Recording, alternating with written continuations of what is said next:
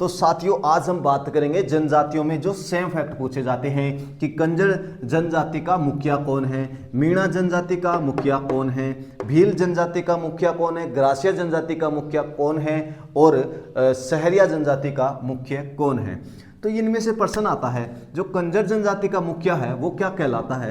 ये person faceted person है। ये कैसा पर्सन है? फैक्टेड पर्सन है। किनके संदर्भ में? राजस्थान के संदर्भ में। तो कंजर जनजाति का जो मुखिया होता है वो पटेल होता है। क्या होता है? पटेल होता है। क्या होता है? पटेल होता है। और मीणा जनजाति का मुखिया भी क्या होता है? पटेल होता है। क्या कहलाता है? पटेल कहलाता है। भील जनजाति का जो मुखिया होता है वो गमेती कहलाता है। क्या कहलाता है? गमेती कहलाता है। अगर पूछा जाए सहरिया जनजाति का जो मुखिया होता है वो कोतवाल कहलाता है। क्या कहलाता है? कोतवाल कहलाता है। और ग्रासिया जनजाति का जो मुखिया होता है वो सहरोल कहलाता है। सहरोल कहलाता है।